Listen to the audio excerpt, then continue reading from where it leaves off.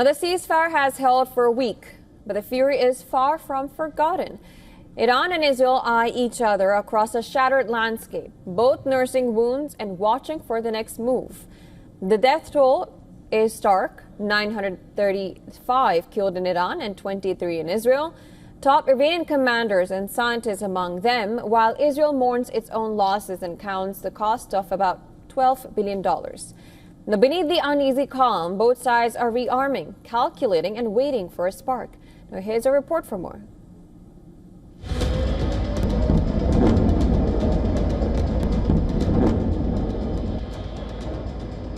The ceasefire has paused the guns, but not the tensions. No one's breathing easy. Israel stands alert. Rebuilding defenses. Iran counts missiles and tests patience. Over 2 weeks of relentless exchanges, Tehran fired hundreds of rockets, turning buildings into rubble and leaving dozens dead. Yet the true state of its arsenal is contested. Israeli intelligence claims to have destroyed much of Iran's stockpile and the means to replenish it, but experts warn that Iran's remaining missiles, even if depleted, can still wreak havoc. The Iranian armed forces revealed that 70% of the missiles used were older types Ghadr and Emad.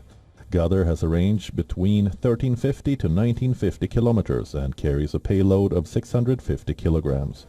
On the other hand, the Emad missiles have a range of 1700 kilometers and carry a payload of 750 kilograms. But these were not the latest, most advanced Iranian missiles.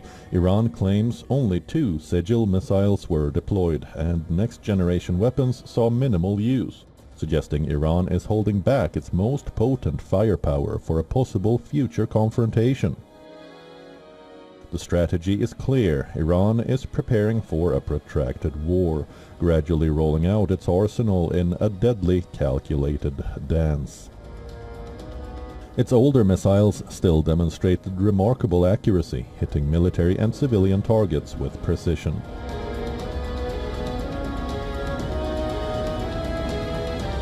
US President Donald Trump says he is not offering Iran anything, nor talking to it, since American strike totally obliterated the country's nuclear facilities.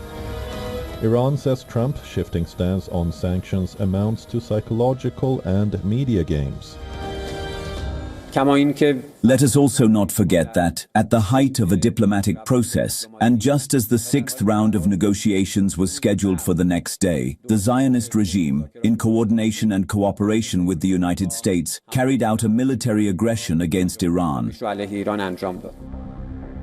Israel's air defenses are running thin after exhausting 15 to 20% of the US's global THAAD anti-missile arsenal in just 11 days, at a cost of over $800 million.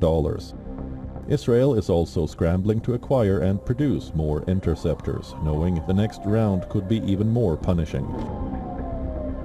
Iran's president warns that Tehran has little faith in Israel's commitment to the fragile ceasefire.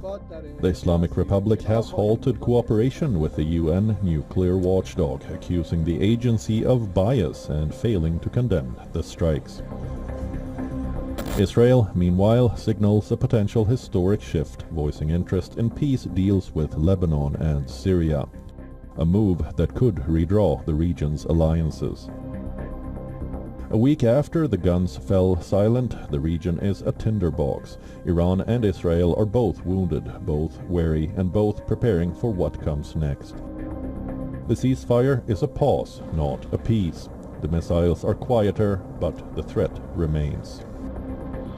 And the world watches, breath held, for the next explosion.